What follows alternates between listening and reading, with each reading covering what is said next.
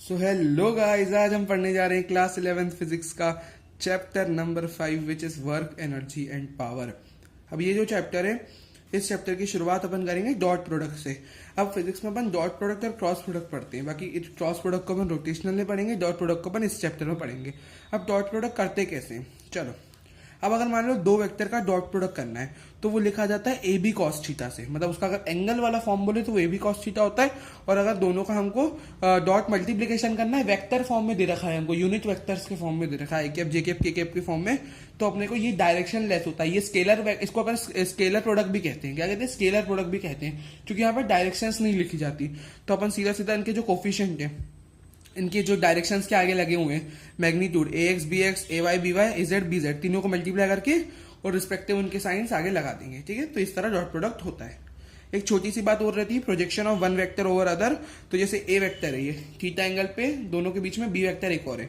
तो अब B vector का कौन सा कंपोनेंट ए वेक्टर के ऊपर ओवरलैप हो रहा है, तो अगर मैं कंपोनेंट करूं थीटा के साथ वाला, बी कॉस थीटा यहाँ पे ओवरलैप कर जाएगा।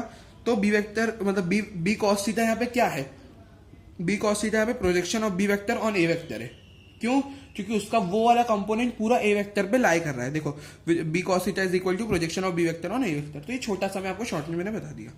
अब बढ़ते हैं मेन चैप्टर की तरफ, जो कि है वर्क डन। अब सबसे पहले वर्क डन की बात करते हैं, मतलब तीन चीजें पढ़ेंगे इसमें, वर्क, एनर्जी, पावर। सबसे पहले शुरू करते हैं वर्क से। वर्क क्या होता है भाई, वर्क डन क्या होता है?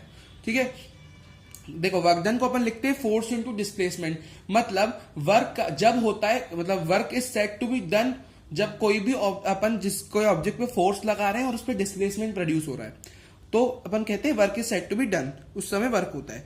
ठीक है, और अगर अपन दीवार को धक्का दे रहे हैं, दीवार हिली नहीं, डिस्प्लेसमेंट जीरो, तो वर्क भी जीरो हो जाता है। तो इस फिजिक्स के टर्म्स में वर्क डन ही होता है। अब वर्क डन एक स्केलर क्वांटिटी होती है, इसका यूनिट होती है न्यूटन इंटू मीटर या जूल्स। ठीक है, इसका डायमेंशन फॉर्मूला ml2 t-2 होता है, सेम एस एनर्जी, इनका डायमेंशन सेम होता है। वर्क डन अब पढ़ते, देखो, work done bye constant force भी होता है और work done by variable force भी होता है। मतलब कोई कांस्टेंट फोर्स, उससे भी वर्क डन होता है, और एक वेरिएबल फोर्स अगर अपन ने ले लिया, ठीक है, जिसमें कुछ ना कुछ डिपेंडेंसी है, जिस फोर्स की कुछ भी हो दूसरी क्वांटिटी के ऊपर, तो वो फोर्स दोनों के ऊपर पढ़ते हैं अपन, है ना। जैसे मान लो नहीं हो, वो अपन वेरिएबल भी पढ़ते हैं ना, तो चीजों का यहाँ पे फोर्स का अपन एक वेरिएबल फॉर्म भी देखेंगे और एक कांस्टेंट फॉर्म भी।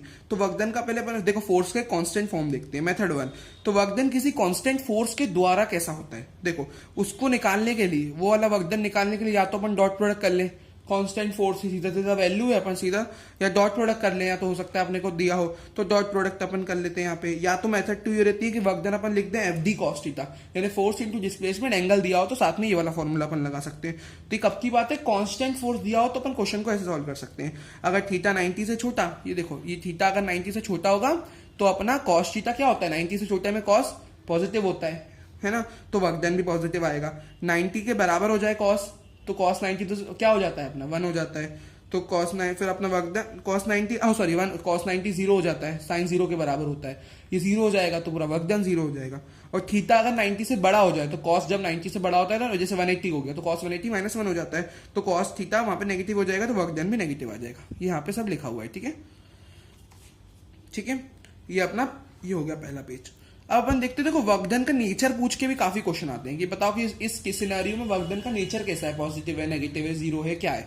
अब अपन दो केसेस लेंगे। अब देखो, इसमें मैं आपको शॉर्ट में बता देता हूँ, देखो कैसा रहता है। जैसे मान लो ये कोई बॉल गिर रही है, अब बॉल पे नीचे की डायरेक्शन में mg लग रहा है, उसी mg के कारण ही इसका डिस्प्लेसमेंट हो रहा है, ग्रेविटी है भाई, उसके कारण बॉल नीचे की डायरेक्शन में डिस्प्लेस हो रही है। तो फोर्स और displacement both are in same direction, और सेम डायरेक्शन में होते हैं, तो वर्क डन यहाँ पे पॉजिटिव लिखा जाएगा। और किसके द्वारा है work done, by gravity which is mg, वो पॉजिटिव लिखा जाएगा। तो नेचर ऑफ वर्क डन यहाँ पे पॉजिटिव कहा जाएगा। और वही एक अपन अलग सा केस ले लें, थोड़ा सर्कुलर मोशन का केस ले लें, है ना, एक तरह से वर्टिकल सर्कुलर मोशन का केस ले लें। तो अगर मैं ऐसे ऐसे इसको घुमाऊंगा, ऐसे ऐसे घुमाऊंगा, तो मेरी जो रस्सी, मतलब इसमें सर्कुलर मोशन ले लूं अगर मैं, तो अंदर की डायरेक्शन में टेंशन लग रहा होगा, अंदर की डायरेक्शन में टेंशन लग रहा है, और लेकिन डिस्प्लेसमेंट अपन ने पढ़ा था कि टेंजेंशियली होती है इसमें डिस्प्लेसमेंट, है ना, पढ़ा था अपन ने। तो यहाँ पे अगर आप फिगर में नोटिस करो तो टेंशन बोले तो टेंशन यहाँ पे रोल प्ले कर रहा है सेंट्रीपिटल फोर्स का, वो भी आप देख सकते हो, मतलब सेंटर की तरफ लग रहा है, इन शॉर्ट में ये कहना चाह रहा हूं। लेकिन अब वो भी देखिए, आप यहाँ पे डायरेक्ट देख सकते हैं कि फोर्स और डिस्प्लेसमेंट 90 डिग्री के एंगल बना रहे हैं, तो वो अपने को दिख ही रहा है। टेंशन अपना फोर्स टू डिस्प्लेसमेंट ये रही टेंजेंशियल वाली, तो दोनों का एंगल 90 डिग्री, तो बात खत्म, अपना वर्क डन जीरो हो गया। ठीक है, मैंने पढ़ा था जब थीटा 90 होता है तो साइन 0 के बराबर होती है जीरो कॉस 90, कॉस 90 मतलब 0 डिग्री हो जाता है, कॉस 90 0 होता है, और एफ एस कॉस थीटा में मैं 0 पुट करूं तो 0 पूरा 0 हो जाएगा, तो ये अपना 0 वर्क डन है। नेचर क्या होगा, 0 वर्क डन। ठीक है, अब अपन बढ़ते हैं, अपन ने कांस्टेंट फोर्स वाला वर्क डन देख लिया, अब अपन बढ़ते हैं वेरिएबल फोर्स वाला वर्क डन। ठीक है, देखो work done by variable force. अब फोर्स और डिस्प्लेसमेंट का ग्राफ है। अब यहाँ पे मैंने पहले तो देखो ग्राफ है, अब ग्राफ पे मैंने कांस्टेंट फोर्स की बात करूं तो एक स्ट्रेट लाइन आएगी। देखो यहाँ पे फोर्स कांस्टेंट है हर एक पॉइंट पे वाई एक्सिस पे। अब area under this graph force, देखो चाहे मैं ऐसा ग्राफ ले लूं या ऐसा टेढ़ा मेढ़ा कैसा भी ग्राफ ले लूं, आपने क्वेश्चन देखे होंगे ग्राफ कैसे टेढ़े मेढ़े आते हैं पेपर में, तो होता उनका एरिया वही है भाई, जो अपन नॉर्मल अपन जिससे कैलकुलेट करते हैं, दोनों के एक्स एक्सिस और वाई एक्सिस को मल्टीप्लाई करने पे जो आता है फोर्स इंटू डिस्प्लेसमेंट क्या आता है, वर्क डन आता है। तो भले कैसा भी ग्राफ हो, ये भी है तो फोर्स और डिस्प्लेसमेंट का ही ग्राफ ना, ये भी फोर्स भले कैसा भी है, तो इसका एरिया भी, दोनों का एरिया अपने को, दोनों ग्राफ का एरिया और कैसा भी ग्राफ आ जाए, फोर्स और डिस्प्लेसमेंट का ग्राफ का एरिया अपने को वर्क डन ही देता है। ये बात है ना। और ये अपना, और मान लो ये जैसे यहाँ पे तो वेरिएबल फोर्स है, अब इस और वर्क डन लिखने का एक और तरीका रहता है विच इज इंटीग्रेशन ऑफ, वो रहता है मैं दिखाता हूं आपको, integration of F vector dot DS vector. अगर मैं फोर्स का इंटीग्रेशन कर दूं विद रिस्पेक्ट टू डिस्प्लेसमेंट तो वो भी अपने को वर्क डन की वैल्यू मिल जाएगी, वहां से भी ऐसे सॉल्व होता है। तो ये अपना वेरिएबल फोर्स से रिलेटेड कुछ छोटी मोटी चीजें अपने पढ़ी। अब चैप्टर के दूसरे पड़ाव की तरफ आते हैं विच इज एनर्जी। अब एनर्जी में क्या है, चलो वो देखते हैं।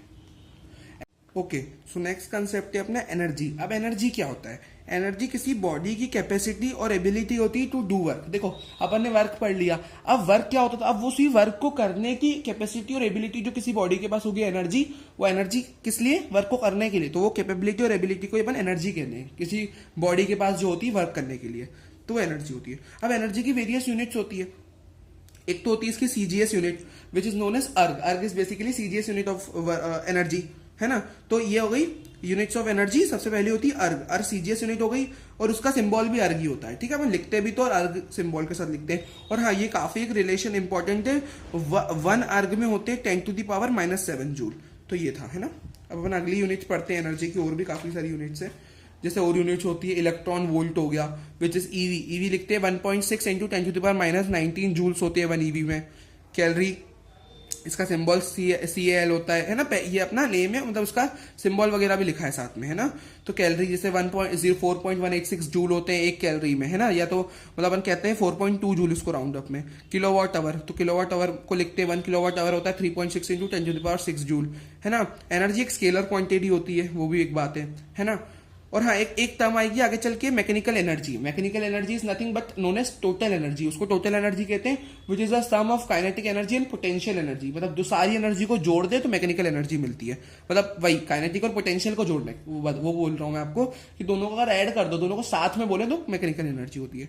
पोटेंशियल आगे अपन पढ़ेंगे और काइनेटिक दोनों पढ़ेंगे, अभी पहले पढ़ते हैं अपन काइनेटिक एनर्जी। काइनेटिक एनर्जी उसको लिखते हैं अपन K = ½ mv²। ठीक है, काइनेटिक एनर्जी का फॉर्मूला होता है, ये एक ऐसी एनर्जी होती है जो किसी बॉडी के द्वारा पजेस की जाती है by virtue of its motion. तो कोई बॉडी मोशन कर रही है तब उसके पास कौन सी एनर्जी कहलाई जाती है, वो होती है काइनेटिक एनर्जी। बोलते हैं भाई बॉडी के पास काइनेटिक एनर्जी जब भी वो मोशन कर रही है, तो ये एक बात रहती है ना। काइनेटिक एनर्जी हमेशा पॉजिटिव रहती है, क्यों, क्योंकि हाफ तो पॉजिटिव है ही इसके फॉर्मूले में, m भी हमेशा मास भी पॉजिटिव रहता है और वेलोसिटी का स्क्वायर है, तो अगर वेलोसिटी एक वेक्टर क्वांटिटी नेगेटिव हुई भी तो स्क्वायर पॉजिटिव बना देता है। तो kinetic energy is always positive in nature. ये एक स्केलर क्वांटिटी होती है, ये फ्रेम डिपेंडेंट होती है। ठीक है, ये हो गया। अब देखो काइनेटिक एनर्जी का और कुछ फॉर्मूले होते हैं, जैसे काइनेटिक एनर्जी को अपन mv²/2 लिख सकते हैं एक तो, और मैं ऊपर नीचे m से अगर मल्टीप्लाई करा दूं तो क्या हो जाएगा, देखो ये क्या हो जाएगा m²v², यानी मोमेंटम अपन ने कल पढ़ा था mv होता है, अब mv का होल स्क्वायर हो गया। ये mv का होल स्क्वायर क्या हो जाता है, मोमेंटम का होल स्क्वायर हो जाएगा अपॉन 2m, तो p²/2m भी लिखते हैं अपन काइनेटिक एनर्जी को। और अगर मैं 2m को वहां ले जाऊं तो √2m की अपन पोटेंशियल एनर्जी को लिख सकते हैं, है ना। तो ये पूरा सिनेरियो था काइनेटिक एनर्जी का। ठीक है, अब अपन पढ़ते हैं सबसे चैप्टर का ये बहुत इंपॉर्टेंट, ये इससे क्वेश्चन आता है विच is work energy theorem, WET। ठीक है, वर्क एनर्जी थ्योरम हमको एक सिंपल सी बात बताती है कि सारे के सारे फोर्सेस, जितने फोर्स आप ला सकते हो ले आओ, उन सभी का जो नेट वर्क, उन सभी के द्वारा जो फोर्सेस के द्वारा जो conservative and non conservative forces, all type of, मतलब इन सारे फोर्सेस को मिलके work done by all the forces is equal to change in kinetic energy. मतलब सारे फोर्सेस, यानी चाहे वेदर इट इज कंजर्वेटिव और नॉन कंजर्वेटिव, दोनों आगे अपन पढ़ेंगे, उन सब सारे फोर्सेस, तो सारे फोर्सेस का मिला के जो वर्क डन होता है अपन सबको चेंज इन काइनेटिक एनर्जी करके लिख सकते हैं। अब इसकी डेरिवेशन तो आती है, उसकी दो मेथड है, एक अपन कांस्टेंट फोर्स से कर लें, एक वेरिएबल फोर्स। तो पहले अपन कांस्टेंट फोर्स वाली डेरिवेशन देखते हैं। चलो जी, देखो प्रूफ करते हैं। सबसे पहले अपन देखते हैं कांस्टेंट फोर्स। कांस्टेंट फोर्स का मतलब है डिफरेंशिएशन वगैरह इंटीग्रेशन के फॉर्मूला यूज नहीं करेंगे, we are talking about constant force, तो नॉर्मल इजीली अपना काम हो जाएगा। Which is work done by all the forces net बात कर रहे हैं अपन, तो वो बराबर देखो इट इज वर्क है, मतलब इसको फोर्स इंटू डिस्प्लेसमेंट लिख सकते हैं। अब डायरेक्ट डेल के तो लिख नहीं सकते क्योंकि वो तो निकालना है, तो एफ नेट इंटू एस लिख सकता हूँ क्योंकि वर्क अपन ने नेट लिया है तो फोर्स भी नेट लेंगे इंटू एस डिस्प्लेसमेंट। फोर्स को अपन फर्दर मास इंटू एक्सेलरेशन लिख सकते हैं, तो mass into a net into displacement. Mass into acceleration अलग कर दिया, ऐसा अलग कर दिया, मास को मैंने ऐसे चीज रखा। By the third equation of motion में एक्सेलरेशन को लिख सकता हूं क्योंकि थर्ड इक्वेशन ऑफ मोशन होती है V square minus you square is equal to 2s, तो 2s को नीचे ले आया, एक्सेलरेशन अलग बच गया, तो v square minus you square is equal upon 2s S से एस कटा, हाफ ये 2 को मैंने बाहर निकाल लिया, half m v square minus you square, तो half m v square minus half m u square, half m v यानी final kinetic energy minus u वाली इनिशियल, तो kinetic final minus kinetic energy initial is equal to del K, दोनों चीजों का minus है, change मिल गया, तो work done by all the forces आ गया चेंज इन काइनेटिक एनर्जी। ठीक है, अब इसी चीज को अपन वेरिएबल फोर्स से प्रूव करते हैं, मतलब यहाँ पे अपन इंटीग्रेशन वगैरह का यूज करके करेंगे। ठीक है, तो डी डब्ल्यू, अगर मैं छोटा वर्क डन लिखना चाहूँ, डी डब्ल्यू है ना पर्टिकुलर एक छोटा वर्क डन, तो वो होगा फोर्स इंटू डी एस, यानी फोर्स इंटू छोटा डिस्प्लेसमेंट, सिंपल सही बात है। अब फोर्स को मैं मास इंटू एक्सेलरेशन लिख के डॉट डी एस कर दिया, एक्सेलरेशन को मैं लिख सकता हूँ D V by D T, है ना, डिफरेंशिएशन इंटीग्रेशन यूज कर सकते हैं, वेरिएबल फोर्स है इंटू डिस्प्लेसमेंट, उससे अपन कर रहे हैं डेरिवेशन। ठीक है, तो D V by D T मैंने लिख दिया, किसको, एक्सेलरेशन को, मास मैंने एज एस रखा, उसको कुछ नहीं करा, और dt को मैं ds के नीचे ले गया। और अपने स्ट्रेट उसमें पढ़ा था मोशन इन स्ट्रेट लाइन में ds बाई dt क्या होता है अपना, ये होता है अपना वेलोसिटी। क्या होता है वेलोसिटी, डिस्प्लेसमेंट का differentiation with respect to time हमको वेलोसिटी देता है, तो मैंने मास को अलग लिख रहने दिया। ठीक है जी, और मैंने क्या करा, v इसको ds बाई dt v लिख दिया, differentiation of displacement by dt, velocity मिल गई, और डॉट dv लिख दिया, ये जो अपना dv रहा हुआ था पूरा, ये एक अपनी एक्सप्रेशन बन गई। अब मैंने क्या करा, अच्छी से एक्सप्रेशन बनाने के बाद मैंने दोनों साइड इंटीग्रेट कर दिया। फिर क्या होगा, आप दोनों साइड इंटीग्रेशन करने के बाद ये देखो, दोनों साइड इंटीग्रेशन मैंने करा, तो यहाँ तो सिर्फ डी डब्ल्यू बचा है, तो मैं 1 लगा सकता हूँ, 1 से रहेगा तो डी डब्ल्यू 1 मल्टीप्लाई करने पे इंटीग्रेट कर दूं यहाँ पे, और यहाँ पे फिर मैं मास कांस्टेंट बाहर निकाल के मैं अंदर इंटीग्रेट कर दूं। अब देखो यहाँ पे वेरिएबल चीज क्या है, वर्क डन यहाँ पे इनिशियल तो 0 रहा होगा, फाइनल वर्क डन हो गया W, तो मैंने लिमिट्स लगा दी इंटीग्रेशन पे, है ना, और यहाँ पे V है अपना जो है, तो v की उससे अपन क्या लिख सकते हैं, v है अपना, तो u से लेकर v तक की मैं लिमिट्स लगा सकता हूँ, है ना। अब यहाँ पे तो 1 डॉट डी डब्ल्यू हो जाएगा w, और w माइनस 0 w, तो वर्क डन एलएचएस में आ गया, मास मैंने बाहर रखा, है ना, और ये हो गया फाइनल, ये हो गया वी स्क्वायर बाई 2, u से v तक की लिमिट्स इंटीग्रेट कर दिया, आपने सीखा था इंटीग्रेशन, है ना, तो पावर में एक की बढ़ोतरी हो जाती है और नई वाली पावर नीचे आ जाती है। और डिफरेंशिएशन में क्या होता है, मतलब देखो इंटीग्रेशन में पावर में एक बढ़ जाता है और वही पावर नीचे आ जाती है, इंटीग्रेशन और डिफरेंशिएशन में पावर आ गई और पावर में एक की कटौती हो जाती है ना, बेसिक ये अपन ने पढ़ा हुआ है ना।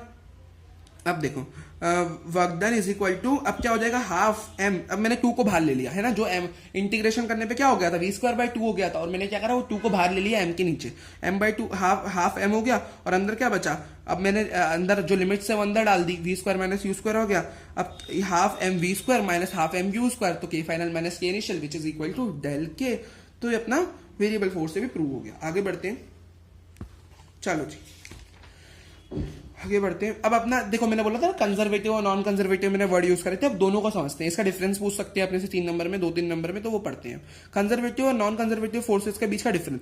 अब देखो कंजर्वेटिव फोर्स क्या होते हैं, अगर इसकी डेफिनेशन क्या होती है, शॉर्ट में लिखी है मैंने, work done by the force is independent of the path.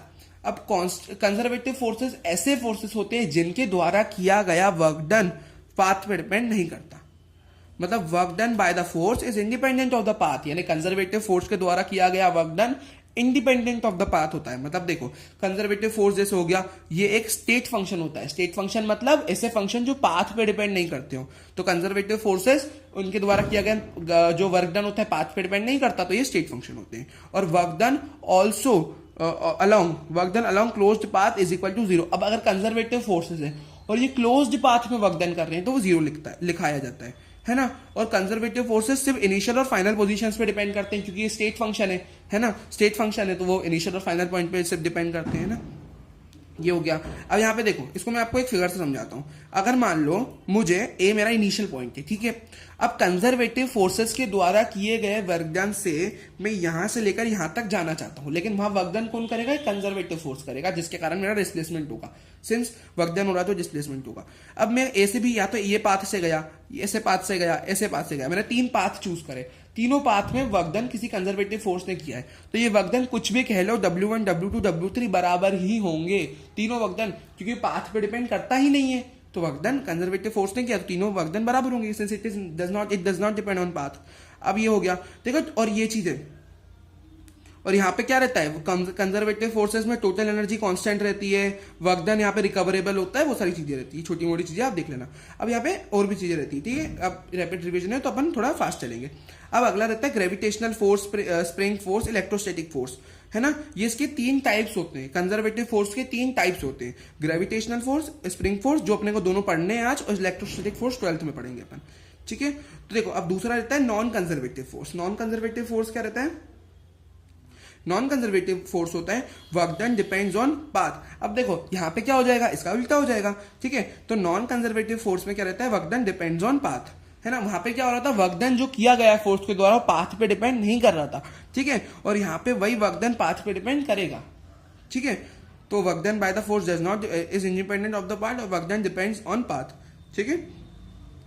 अब यहाँ पे डिपेंड कर रहा है पाथ पे वर्क डन, तो क्या होगा, work done along a closed path is not equal to 0, यहाँ पे 0 नहीं होता। एग्जांपल होगा यहाँ पे फ्रिक्शन। फ्रिक्शन एक नॉन कंजर्वेटिव फोर्स होता है, क्यों?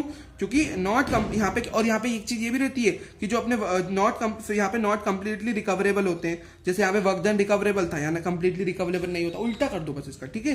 तो यहाँ पे जैसे अब यहाँ पे रिटार्डिंग इन नेचर फोर्सेस होते हैं, ऐसे फोर्सेस होते हैं जो रिटार्डिंग इन नेचर होते हैं, और ये तो सबको पता ही है, फ्रिक्शन एक रिटार्डिंग इन नेचर फोर्स होता है, ठीक है। मतलब एक रिटार्डिंग का मतलब जो स्पीड को, मतलब जो क्या करे, अपोजिंग नेचर पैदा करे, मतलब वहां पे चीजें अपोज होती है। मतलब अपोजिंग नेचर से मेरा मतलब है कि जो दो सरफेस के बीच में अपोजिंग नेचर जो जनरेट होता है वो फ्रिक्शन के कारण होता है। तो फ्रिक्शन अपने नॉन कंजर्वेटिव फोर्सेस होता है which is retarding in nature. तो नॉन कंजर्वेटिव फोर्सेस उसका उल्टा रहता है ना। अब आगे बढ़ते हैं, विच इज पोटेंशियल एनर्जी, ठीक है। पोटेंशियल एनर्जी, ठीक है। तो energy stored in a body by virtue of its position and configuration. देखो, अब किसी बॉडी, मतलब देखो कोई बॉडी के काइनेटिक एनर्जी क्या रहती है, वर्च्यू ऑफ इट्स मोशन जो स्टोर होती है किसी बॉडी के अंदर। और पोटेंशियल एनर्जी क्या होती है, ऐसी एनर्जी जो किसी बॉडी में स्टोर होती है by virtue of its position and configuration. मतलब देखो, मैंने मान लो कोई बॉडी को मैंने हवा में, मतलब कहाँ रख दिया, एक बिल्डिंग के ऊपर ले गया मैं, ठीक है। अब उसकी पोजीशन है कुछ ना कुछ, हवा भाई वो हाइट पे एक हाइट पे है, और उसकी कुछ ना कुछ कॉन्फ़िगरेशन, तो उन चीजों के कारण वो जो उस पर एनर्जी आ रही है by virtue of its position and configuration, वो होती है potential energy. Kinetic energy virtue of its motion, potential energy अपनी virtue of position and configuration से आती है, ठीक है जी। अब इसके भी टाइप्स देखो होते हैं, ठीक है जी। अब इसके टाइप्स होते हैं ग्रेविटेशनल पोटेंशियल एनर्जी और इलास्टिक पोटेंशियल एनर्जी। जो ग्रेविटेशनल पोटेंशियल एनर्जी होती है ना, वो एक ऐसी पोटेंशियल एनर्जी होती है जो, अब देखो एक सेकंड, सॉरी ये दिखानी, रियली सॉरी। अब पोटेंशियल एनर्जी जो होती है एसोसिएट होती है with the state of separation, मतलब potential energy associated with the state of separation of two bodies. मतलब ग्रेविटेशनल पोटेंशियल एनर्जी एक ऐसी पोटेंशियल एनर्जी होती है जो एसोसिएट होती है with the state of separation of two bodies which attract one another through the gravitational force. अब देखो, दो बॉडीज के बीच में ग्रेविटेशनल फोर्स लगता है, ठीक है। अब पोटेंशियल एनर्जी उस चीज से जो एसोसिएट होती है with the state of separation of two bodies, तो वो भाई एक दूसरे से सेपरेशन है, उनका जो स्टेट ऑफ सेपरेशन है, और जब वो जो एक दूसरे को अट्रैक्ट कर रहे हैं, तो वो सारे सिनेरियो में जो पोटेंशियल एनर्जी डेवलप होती है वो ग्रेविटेशनल पोटेंशियल एनर्जी होती है, ठीक है जी। अब दूसरी होती है अपनी elastic potential energy. Elastic potential energy ऐसी पोटेंशियल एनर्जी होती है जो associated with the state of compression और एक्सटेंशन ऑफ एन इलास्टिक और स्प्रिंग लाइक बॉडीज। अब ये अपन देखो नाम से पता चल रहा है इलास्टिक पोटेंशियल एनर्जी, यानी कोई यहाँ पे अपन इलास्टिक और स्प्रिंग लाइक बॉडीज की बात करते हैं, और उनमें देखो अपन जैसे स्प्रिंग को अपन ने खींच दिया या दबा के रखा तो उनके अंदर पोटेंशियल एनर्जी डेवलप हो जाती है। तो उस कंप्रेशन बोल लो या तो एक्सपेंशन बोल लो, दोनों चीजें अपन कह सकते हैं, कंप्रेशन भी एक्सटेंशन भी। उस समय जो पोटेंशियल एनर्जी एसोसिएटेड होती है ड्यू टू कंप्रेशन और एक्सटेंशन, वो रहती है अपनी इलास्टिक पोटेंशियल एनर्जी, ठीक है जी। और हाँ, एक काफी इंपॉर्टेंट फॉर्मूला है जो अपन देखेंगे विच इज, और ये जो चेंज इन पोटेंशियल एनर्जी है ना, उसको अपन माइनस का W ऑफ कंजर्वेटिव फोर्स भी लिख सकते हैं। अब यहाँ पे कंजर्वेटिव का मतलब क्या है, उसका मतलब है कि जो ऐसे फोर्सेस जो ऐसे वर्क डन जो कंजर्वेटिव फोर्स ने किया, मैंने आपको बताया, तो उसी का अगर मैं नेगेटिव कर दूं, मतलब वो नेगेटिव में लूं, तो वो चेंज इन पोटेंशियल एनर्जी के बराबर होता है। तो ये रहता है अपना पूरा सिनेरियो, ये अपना पोटेंशियल एनर्जी का था। अब पोटेंशियल एनर्जी की भी कुछ चीजें रहती है। अब मैं आपको एक अच्छा सा फॉर्मूला पे डिराइव करके बताता हूँ। देखो, चेंज इन पोटेंशियल एनर्जी, अपन ने ये फॉर्मूला पढ़ा, माइनस का डब्ल्यू कंजर्वेटिव होता है। अब माइनस का डब्ल्यू कंजर्वेटिव फॉर्मूले का यूज करके अपन एक डेरिवेशन करते हैं। अब इसको मैं लिख सकता हूँ, डेल यू को मैं क्या लिख सकता हूँ, you final minus you initial. और इस डेरिवेशन में अपन लेट करके चलते कि इनिशियल में बॉडी के पास कोई भी पोटेंशियल एनर्जी नहीं होगी। क्यों? जैसे मान लो स्प्रिंग ही ले लो, तो अब मान के चलते कि शुरुआत में आपने ना तो स्प्रिंग को दबाया है, ना तो कंप्रेस किया है, ना तो उसको एक्सपांड किया है, मतलब कुछ नहीं करा आपने स्प्रिंग को, सब रेस्ट पे सारी चीजें, मतलब उसमें कुछ भी पोटेंशियल एनर्जी नहीं है, सब नॉर्मल केस है। तो इनिशियल अपनी जीरो रहती है, ठीक है, वो अपने मान के चले। और इसको तो मैंने एज इट इज रखा, माइनस का डब्ल्यू कंजर्वेटिव। अब यहाँ पे क्या बचा, here what remains only UF का मतलब फाइनल पोटेंशियल एनर्जी सिर्फ बची यहाँ पे, ठीक है, जिसको अपन लिख सकते हैं। अब देखो, work done by conservative forces, अब वर्क डन है, वर्क डन को मैं क्या लिख सकता हूं, फोर्स इनटू डिस्प्लेसमेंट। तो मैंने क्या लिख दिया, F vector dot DX vector. तो फोर्स यहाँ पे एफ हो गया और डीएक्स अपना डिस्प्लेसमेंट, दोनों वेक्टर है, वेक्टर के सिंबल लगा दिए। और फोर्स यहाँ पे कौन सा लेंगे, ये चीज आपको ध्यान रखनी होगी कि यहाँ पे स्प्रिंग का फोर्स लेंगे। अब स्प्रिंग का फोर्स क्या होता है, स्प्रिंग का फोर्स वो फोर्स होता है, जैसे देखो मैंने स्प्रिंग को खींच दिया। अब मैं आपको यहाँ पे करके बताता हूँ, ठीक है, ताकि आपको कोई प्रॉब्लम ना आए। ये देखो, मेरी ऐसी एक कोई स्प्रिंग है, ठीक है। अब मैंने मान लो स्प्रिंग को दबा दिया दोनों साइड, मतलब स्प्रिंग को मैं प्रेस कर रहा हूं, तो स्प्रिंग क्या करेगी, अब स्प्रिंग को मैंने दबा दिया तो स्प्रिंग बाहर की डायरेक्शन में फोर्स लगाएगी, यानी वो अपनी ओरिजिनल शेप में आना चाहिए। तो जो स्प्रिंग फोर्स लगाती है, जैसे आप खुद भी करके देखना, स्प्रिंग को आप दबाओगे तो बाहर आना चाहिए स्प्रिंग, तो वो जो बाहर आने के लिए जो फोर्स लगा रही है वो स्प्रिंग फोर्स है। या अगर मैंने स्प्रिंग को खींच दिया, मैंने उसको ऐसे करके, ये अपनी स्प्रिंग है, मैंने बाहर की डायरेक्शन में फोर्स लगा दिया, तो वो स्प्रिंग अपनी अंदर के डायरेक्शन में फोर्स लगाएगी, तो वो फोर्स जो स्प्रिंग लगाएगी वो अपना स्प्रिंग फोर्स होता है। और यहाँ पे उसी स्प्रिंग फोर्स को अपन ने लिया है। और वर्क डन की जगह स्प्रिंग की बात करें तो force of spring dot DX, ये अपन ने लिख दिया, ठीक है, आपको दिख नहीं रहा होगा, वैसे कर लेता हूं, ठीक है जी, देखिए, है ना। अब देखो यू फाइनल, अब मैं यू फाइनल को क्या लिख सकता हूं, अब हाँ, ये चीज मैंने आपको बताई नहीं, हाँ ये देखिए, ये चीज तो मैंने आपको बताई नहीं। हाँ, स्प्रिंग फोर्स जो रहता है ना, वो डायरेक्टली प्रोपोर्शनल होता है माइनस ऑफ एक्स के। अब यहाँ पे माइनस ऑफ एक्स क्या है, जैसे मैंने आपको बताया, जो स्प्रिंग को जैसे मान लो दबाया मैंने, और या तो मैंने स्प्रिंग को खींचा, है ना, तो एक्स मतलब स्प्रिंग कितनी दबी, मतलब स्प्रिंग की लेंथ में कितना चेंज आया, मतलब मैंने स्प्रिंग को दबाया होगा, तो अपन कहेंगे कि एक्स जितना डिफरेंस उसकी लेंथ में आ गया, मतलब उसकी एक्स लेंथ कम हो गई, है ना, तो वो कितनी अंदर गई वो एक्स हो गया, या कितनी बाहर निकली जब खींचा तो वो एक्स होता है, ठीक है। और वो एक्स को अपन माइनस में क्यों लेते हैं, वो देखो क्या लिखा है, spring force is directly proportional to minus X. X यानी जो डिस्प्लेसमेंट प्रोड्यूस होगा स्प्रिंग में, अपन ने उसको दबाया खींचा तो स्प्रिंग की साइज में चेंज आएगा, तो उसमें डिस्प्लेसमेंट आएगा। तो वो नेगेटिव क्यों लिखते हैं, क्योंकि स्प्रिंग जो है ना उसके अपोजिट फोर्स लगाती है, और वो जो डिस्प्लेसमेंट होता है ना, जैसे मान लो मैंने क्या करा, तो वो नेगेटिव लिखा जाता है। जैसे यहाँ पे देखो डिस्प्लेसमेंट आप देखोगे, तो मैंने स्प्रिंग को अंदर की डायरेक्शन में दबाया, तो डिस्प्लेसमेंट उसका हो गया अंदर की तरफ से, वो थोड़ी पतली हो गई। तो यहाँ पे ऐसा समझ सकते हो आप, याद रखने के लिए ऐसा अपन रख सकते हैं कि वो जैसे स्प्रिंग अपोजिट फोर्स लगाती है, हमेशा अपोजिट फोर्स लगाती है, जो अपन फोर्स लगाते हैं वो उसके अपोजिट जाना चाहती है, वो चाहती है कि उसका डिस्प्लेसमेंट पहले जैसा हो जाए। आपने उसको दबाया, आपने उसको छोटा कर दिया, अब वो क्या चाहेगी, मेरा डिस्प्लेसमेंट पहले जितना हो जाए, तो वो क्या करेगी, नेगेटिव ऑफ एक्स लिखते हैं अपन उसको, है ना। और मैं क्या करता हूँ, प्रोपोर्शनलिटी को हटा के के लगा लेता हूँ, और के लगा लूंगा तो यहाँ पे के को अपन स्प्रिंग कांस्टेंट कहते हैं, ये आपको याद रखना रहेगा। और यहाँ पे माइनस एक्स को मैं लिख सकता हूँ, अब के लिख दिया तो माइनस के एक्स हो गया। अब ये फॉर्मूला अपने माइनस के एक्स वाले यहाँ यूज कर लेते हैं। चलो जी, देखो अब मैंने क्या करा, एफ स्प्रिंग का फॉर्मूला मैंने अभी आपको क्या बताया, माइनस का के एक्स। अब मैंने एफ स्प्रिंग की जगह माइनस के एक्स लिख दिया, ठीक है, और डॉट में लिख दिया डीएक्स। और ये वाला कौन सा माइनस है, ये माइनस को मत भूलना, क्योंकि इससे साइन में फिर चेंज आ जाएगा। माइनस कौन सा है, माइनस का डब्ल्यू कंजर्वेटिव वाला माइनस है ये। तो अब के अपना कॉन्स्टेंट है, और के नहीं है, वो माइनस के है, तो मैं पूरा माइनस के अपना कॉन्स्टेंट बाहर ले आऊंगा, और माइनस माइनस के अपना पूरा प्लस बना लेगा बाहर। और अंदर क्या बचा, फिर अंदर बचा एक्स डॉट डीएक्स। थोड़ा ध्यान से देखना, ठीक है, एक्स डॉट डीएक्स। अब मेरा इंटीग्रेशन होता है पावर में एक की बढ़ोतरी और नई वाली पावर नीचे, एक्स स्क्वायर बाई 2, और यहाँ पे लिमिट वगैरह कुछ नहीं लगानी, ठीक है, अपने को वो हो जाएगा ऐसे ही दोनों साइड। जैसे अपन इंटीग्रेशन वगैरह भी जो यहाँ पे किया है, तो वो एक ही साइड बस किया है, उस साइड भी करोगे भी तो यूएफ ही लिखाएगा, ठीक है। तो एक्स स्क्वायर बाई 2 यहाँ पे क्या हो जाएगा, अब एक्स स्क्वायर बाई 2 हो गया, और हाफ मैंने बाहर निकाल लिया, तो हाफ के एक्स स्क्वायर। तो ये क्या बन गया, स्प्रिंग पोटेंशियल एनर्जी का फॉर्मूला बन गया, ठीक है। एसपीई बोले तो स्प्रिंग पोटेंशियल एनर्जी यू ये जो जिसको अपन यू से लिखते हैं, ठीक है, वो गई हाफ के एक्स स्क्वायर, यू फाइनल करके लिखा है मैंने, ठीक है। तो ये डेरिवेशन कंप्लीट हो गई। चलो जी आगे बढ़ा जाए। ओके, थोड़ा सा बचा है बस, आगे देखते हैं। अब देखो स्प्रिंग के मैं आपको अब और डीप में समझाता हूं, जो मैं आपको बता रहा था ना स्प्रिंग के बारे में। देखो अब स्प्रिंग जो है ना, अब स्प्रिंग की पोटेंशियल एनर्जी के बारे में जानते हैं, स्प्रिंग पोटेंशियल एनर्जी। अब देखो मैं इसके जो मैंने केसेस आपको ऊपर बताया ना अभी शॉर्ट में, उसको डीप में समझते हैं। ये देखो ये अपना सरफेस है, इस सरफेस पे मैंने यहां से स्प्रिंग बांध रखी है और यहाँ पे मैंने एक बॉक्स पकड़ के रखा है। अब इस बॉक्स को यहाँ पे इस समय पे स्प्रिंग की लेंथ एल है, स्प्रिंग की लेंथ एल है, और मैंने क्या करा, इस पे मैंने कुछ फोर्स, यहाँ पे मैंने कुछ फोर्स लगाया ही नहीं, तो स्प्रिंग फोर्स मतलब मेरे द्वारा लगाया गया फोर्स भी जीरो है, तो स्प्रिंग फोर्स भी जीरो होगा। भाई अपन ने उसको कुछ करा नहीं, स्प्रिंग ऐसी पड़ी रहेगी, तो उसका फोर्स भी जीरो, स्प्रिंग फोर्स, उसका डिस्प्लेसमेंट भी जीरो, कुछ हुआ ही नहीं। अब मैंने कुछ चालू करा उस पर करना, मैंने क्या करा उस पर, मैंने उस स्प्रिंग को खींच दिया, मैंने एक्सटर्नल फोर्स लगाया उस पर, ये रहा अपना एफ एक्सटर्नल। अब मैंने ब्लॉक को खींचा है, मैंने कहा ब्लॉक खींचेंगे तो ब्लॉक अपनी स्प्रिंग से बना हुआ है, तो स्प्रिंग भी अपनी बाहर की डायरेक्शन में खिंचाएगी, और स्प्रिंग अपनी बाहर की डायरेक्शन में खिंचाएगी, तो डिस्प्लेसमेंट देखो इस तरह कुछ बाहर की, इस तरह देखो डिस्प्लेसमेंट होगा, ये एक्स, ये वही एक्स है जो मैंने आपको बताया वहां पे, है ना। तो यहाँ पे क्या होगा, डिस्प्लेसमेंट इसका बाहर की डायरेक्शन में होगा, है ना। तो लेंथ में एक्स का इंक्रीमेंट आ गया, तो एल प्लस एक्स हो गया अपनी न्यू लेंथ। और लेकिन स्प्रिंग फोर्स तो बाहर, अब स्प्रिंग क्या चाहेगी, मैं वापस छोटी हो जाऊं, तो अंदर की डायरेक्शन, क्योंकि मैंने उसको बड़ा कर दिया स्प्रिंग को, वो चाहेगी अंदर जाना चाहिए, तो अंदर की डायरेक्शन में स्प्रिंग फोर्स लगेगा। तीसरा केस ये कह सकते हो आप कि मैंने क्या करा, ब्लॉक को अंदर दबा दिया, मैंने एफ एक्शन अंदर लगाया, तो स्प्रिंग ऐसे मैंने दबा दिया ब्लॉक को, तो अपना स्प्रिंग जो है छोटी हो जाएगी, तो एल माइनस एक्स लेंथ छोटी हो जाएगी, और एफ एस फोर्स अब बाहर की डायरेक्शन में लगेगा, वो चाहेगी मैं मेरी ओरिजिनल लेंथ में वापस आऊं, तो वो एफ एस बाहर लगाएगी। तो आप ऐसे भी समझ सकते हो कि वो क्या चाहती है, जो डिस्प्लेसमेंट अपन उसका करवा रहे हैं वो है, जैसे मान लो बड़ी है वो स्प्रिंग, अपन ने उसको छोटा कर दिया, तो वापस बड़ा होना चाहिए स्प्रिंग, तो मतलब वो क्या आएगी, अपना डिस्प्लेसमेंट अपोजिट करवाना चाहिए जो अपन ने उस पर करा है, अपन ने उसका अंदर की डायरेक्शन में करा है, मतलब उसको छोटा करा तो बड़ा होना चाहिए स्प्रिंग, तो नेगेटिव हो जाएगा एक्स, तो जब इसको प्रोपोर्शनल टू माइनस एक्स। अब ऐसे तरीके से इसको याद रख सकते हैं, ठीक है।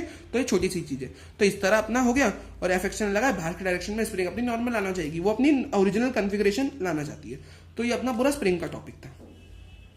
अब कुछ छोटी मोटी चीजें मैं आपको और बता देता हूं, जैसे देखो डेल यू क्या होता है, ग्रेविटेशनल पोटेंशियल एनर्जी को अपन यहाँ पे डेल यू कह रहे हैं, और यहाँ पे अब मैंने इसको ग्रेविटेशनल पोटेंशियल एनर्जी कहा, तो यहाँ पे जो कंजर्वेटिव, और माइनस में क्या रहता है इधर, डेल यू बराबर माइनस का डब्ल्यू कंजर्वेटिव, लेकिन यहाँ पे कंजर्वेटिव नहीं लिखेंगे, यहाँ पे कौन सा कंजर्वेटिव फोर्स है एग्जैक्ट वो लिखेंगे, और यहाँ पे जो अपना कंजर्वेटिव फोर्स है वो ग्रेविटेशनल फोर्स है, तो माइनस का डब्ल्यू ग्रेविटेशनल फोर्स, क्योंकि ग्रेविटेशनल पोटेंशियल एनर्जी, और वो बराबर होती है माइनस में। और देखो यहाँ पे क्या हो रहा है, यहाँ पे अगर आप ध्यान से, मैं आपको सिनेरियो जो बता रहा हूं, मैंने क्या कहा, वही बॉल वाला जो अपने पढ़ा ना, बॉल नीचे जा रही है, तो मतलब बॉल ऊपर जा रही है, लेकिन एमजी नीचे लग रहा है, तो फोर्स ऑफ डिस्प्लेसमेंट अपोजिट है, और यहाँ पे ग्रेविटेशनल पोटेंशियल एनर्जी, बॉल कुछ ना कुछ हाइट पे होगी, ऊपर जा रही है, तो यहाँ पे एमजीएच लिखी जाएगी। आप ऐसा समझ लो, यहाँ पे जो वर्क डन का फॉर्मूला है, यहाँ पे फोर्स जो है ना वो एमजी, चलो ऐसा भी अब मैं सिंपल दिखा ही रहा हूं ना आपको, देखो एमजी अपना फोर्स हो गया, अब यहाँ पे डायरेक्ट नोटिस कर सकते हैं, देखो मैं आपको दिखा देता हूँ, एमजी अपना फोर्स हो गया, यहाँ पे विजिबल है आपको, फोर्स है अपना mg, और डिस्प्लेसमेंट जो है ना वो डिस्प्लेसमेंट ऐसे, तो पूरा mg फोर्स है, ठीक है। तो माइनस कौन सा, अब ये जो माइनस है फॉर्मूले वाला माइनस है, और अंदर जो work done by gravitational force है वो माइनस का mgh है। माइनस का क्यों, क्योंकि यहाँ पे फोर्स और डिस्प्लेसमेंट अपोजिट डायरेक्शन में, ये तो अपना फॉर्मूले का माइनस, और मैंने बताया यहाँ पे वर्क डन जो है वो वाला कौन से नेचर का है, दोनों अपोजिट डायरेक्शन में, तो नेगेटिव वर्क डन लिखा आता है, वो मैं अपने नेचर ऑफ वर्क डन में पढ़ा, तो minus mgh force, mg displacement h, है ना। डिस्प्लेसमेंट एस हो रहा है, अपन ने उसको एच लिख दिया है, तो डिस्प्लेसमेंट ही, तो आप उसको इजीली ऐसे समझ सकते हो, माइनस माइनस प्लस हो गया, एमजीएच लिखा गया। मैंने आपको एक छोटी सी यहाँ पे एक चीज समझा दी, जैसे एमजीएच भी लिखा जाता है ना, एमजीएच का फॉर्मूला भी होता है, पोटेंशियल एनर्जी काफी जगह अपन एमजीएच भी क्वेश्चंस में यूज करेंगे, तो आपको इस फॉर्मूले का आइडिया हो जाए, इसलिए मैंने बता दिया। अब देखो work done by gravitational force, अब यहाँ पे मैं इसको एंगल वाले सिनेरियो से बताऊं, अब यहाँ पे आप समझ सकते हो मैंने माइनस एमजीएच क्यों लिखा, मैं आपको ये डीप में ये भी बताता हूँ कि माइनस क्यों आता है वहां पे। माइनस वो अपना एंगल वाले फॉर्मूले से आता है, देखो both are in opposite direction, ये चीज आप याद रखना, आपको पूरी काम आएगी कि जो सेम डायरेक्शन में होती है दो चीजें, मतलब अगर मान लो फोर्स और डिस्प्लेसमेंट सेम डायरेक्शन में होती, मतलब बॉल भी ऊपर जा रही है, नहीं मतलब जैसे मान लो बॉल नीचे आ रही है ना, बॉल नीचे आ रही है और एमजी भी नीचे लग रहा है, both are in same direction, तो यहाँ पे इनके बीच का थीटा 0 माना जाएगा, क्या माना जाएगा 0, यहाँ पे थीटा 0 डिग्री कहेंगे अपन, क्योंकि both are in same direction. और इसी का उल्टा कर दो, जैसे अपना ये केस है, एमजी नीचे लग रहा है, डिस्प्लेसमेंट ऊपर हो रहा है, तो जब दो चीजें अपोजिट डायरेक्शन में होती है तो एंगल थीटा 180 डिग्री होता है, तो कॉस 180 हो जाएगा, और फोर्स अपना एमजी है, डिस्प्लेसमेंट एच है, तो ये पूरा माइनस आ जाएगा, क्योंकि कॉस 180 इज -1, तो इसलिए मैंने यहाँ पे माइनस एमजीएच पुट करा, और ये माइनस तो फॉर्मूले का था, तो ये सारी चीजें हो गई। अब इस चैप्टर के अपने एक और काफी इंपॉर्टेंट टॉपिक पे चलते हैं, which is COME, which is conservation of mechanical energy. मैंने मैकेनिकल एनर्जी आपको समझाई, ठीक है। मैकेनिकल एनर्जी क्या होती है, मतलब नेट ऑफ काइनेटिक एनर्जी और पोटेंशियल एनर्जी का जो साथ में अपन कहते हैं वो होती है अपनी मैकेनिकल एनर्जी। ठीक है जी। अब देखो, work done by all the forces is equal to change in kinetic energy, अपन ने भी पढ़ चुके हैं, ये अपन ने पढ़ लिया अभी। ठीक है, डेल के। अब वर्क डन बाय कंजर्वेटिव और नॉन कंजर्वेटिव दोनों आता है इसमें, मैंने आपको ये भी बता दिया। ठीक है, तो लेकिन यहाँ पे अपन लेट करके चलते हैं कि नॉन कंजर्वेटिव फोर्सेज, कैसे फोर्सेज, नॉन कंजर्वेटिव वाले फोर्सेज के द्वारा किया गया वर्क डन 0 है, तो ये पूरा कट गया, 0 हो गया। अब बचा क्या, work done by conservative forces is equal to del K. मैं आपको इसका बेसिक मीनिंग बताऊं, सीएमई का बेसिक मीनिंग होता है कि energy can neither be created not be destroyed, it only changes from one form to another. ये जो अपनी नॉर्मल जो अपन बचपन से पढ़ते आ रहे वही है, बस इसको अपन ने लिखा मैकेनिकल एनर्जी की टर्म्स में कि भाई sum of potential and kinetic energy initial is equal to sum of potential and kinetic energy final, है ना। मैकेनिकल एनर्जी इनिशियल और मैकेनिकल एनर्जी फाइनल बराबर होगी। दिस इज द मेन जो अपनी बात है इस कंसेप्ट की। अब यहाँ पे यहां तक अपन पहुंच गए थे, ये देखिए जी। अब अगर आप देखेंगे यहाँ पे तो डेल यू बराबर माइनस डब्ल्यू कंजर्वेटिव अपन ने पढ़ा था, लेकिन अब यहाँ पे आप उसका उल्टा भी कर सकते हैं। आप अगर यहाँ पे क्या करें तो इसको माइनस को अगर अपन यहाँ ले जाए तो लिख सकते हैं इज इक्वल टू में, माइनस वहां भी ले जा सकते हैं। ठीक है, आप ये मैथ्स में अपन कर सकते हैं। तो वर्क डन ओनली, मैं माइनस को वहां ले जाऊं, है ना, तो work done by conservative forces सिर्फ माइनस का डेल यू बराबर हो जाएगा। और मैंने क्या करा, यहाँ 0 लिख दिया, इसको मैं 0 माइनस डेल यू भी तो लिख सकता हूं, तो डेल यू वहां प्लस का हो गया, 0 बचा, del K plus del U is equal to 0। किसी भी चीज का change, final minus initial is equal to 0। अब एक काम करिए, आप फाइनल वाली को एक साथ लिखिए, इनिशियल वाली को एक साथ लिखेंगे आप। अब काइनेटिक एनर्जी फाइनल और काइनेटिक एनर्जी फाइनल और पोटेंशियल एनर्जी फाइनल दोनों को आपने एक साथ रख दिया यहाँ पे, और काइनेटिक एनर्जी इनिशियल और पोटेंशियल एनर्जी इनिशियल, अब आपने उसको अलग भेज दिया क्योंकि वो नेगेटिव थी, वो पॉजिटिव कर दिया आपने।